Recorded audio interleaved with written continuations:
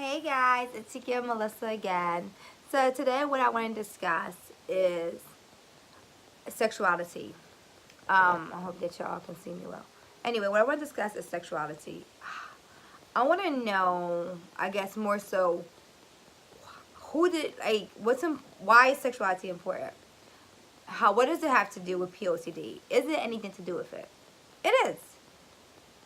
What I'm discovering in my own discovery and recovery and on my path, I have an extensive path. It wasn't just an overnight success. However, I'm still learning more about this. And as I continue to learn more, I would definitely going to educate everyone. What I realized during my dating life now, it was that a lot of people I dated, I wasn't in control. When I was 15-year-old, I had my first encounter for 25-year-old. Does that make sense? No. But when I was 15, it made sense. When I was 17, I was so in love, desperately in love with this guy that was 24, 25. Who knows? Maybe he was lying about that too. Who completely took me on a loop. And I thought I was in love. So now that I'm like reflecting back in my teenage age and the people that I dated, I'm like, what the hell was I doing dating these men? But here I am making justifications for their behavior. See, I was the victim here. But in the sense, I'm like, no, I wasn't the victim. It was consensual.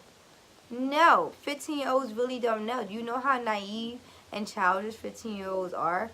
I don't care if you are the most mature. You're still 15.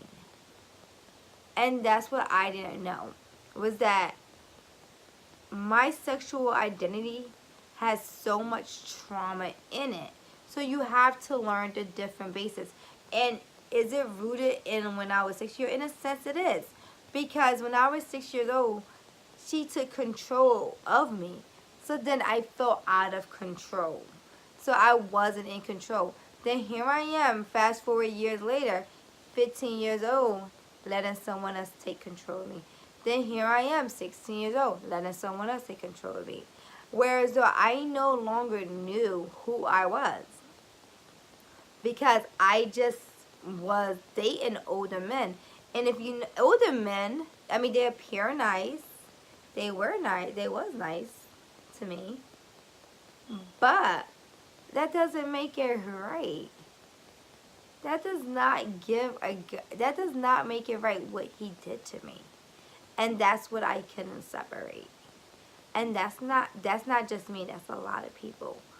You know, date people within your age bracket. Now, as things you get older and you're like 60 and then it's 40, I mean, I really don't think that's a big deal. Because when you're up there, it's like you're already up there. But when you're talking about teenagers, that's a different story. And then I had to think about my sister. My sister, she suffers with drug abuse problems, major. My sister always had a drug problem since we were kids. It just got progressively worse as she got older. To the point her kids were removed. To the point that I had to then step in. And that was traumatic in itself. Because here I am, I have my own son. Then having to take on 2 kids. And then again, it's not my choice. Now, granted, I had my mom help. But that's when my POCD was heightened. Because guess what? That's when I got my niece. And with my niece is when basically my triggers were like, whoosh, like on overload. Because guess what? Guess who my niece was? And guess how old my niece was when she came into my care? Just so happened, I was 6, my niece was 6. Just so happened, she was in foster care now. Guess who else was in foster care? My cousin. You see this connection? It's intertwining and my brain is trying to make sense. So my brain is going haywire. Like, oh my God, here I am, face again. And I don't have this decision. Like, I don't know what to do. You know what I mean? So, it was definitely a lot to handle. I felt like I was going crazy in my mind. Crazy. And I was so scared of my niece. Like, scared of death that I did not want to be near her. Of course, that's when she was younger. But you know, I'm starting to make sense. But my sister, I'm going to talk about that in another story, about my sister, about her drug abuse and how that also affected me, because it's a lot that goes into this.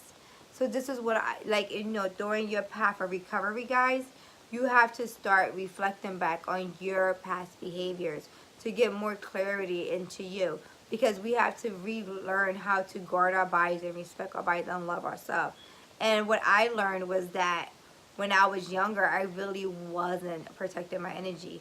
And not only that, I was talking to a friend of mine, and he knew I had spoken to this guy, and then he was a lot older than me also when I dated him.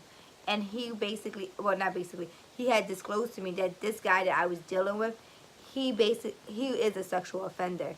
He's been charged and actually have been given the stamp. Oh, I don't want to say stamp, but I guess, you know, he actually is a known sexual offender.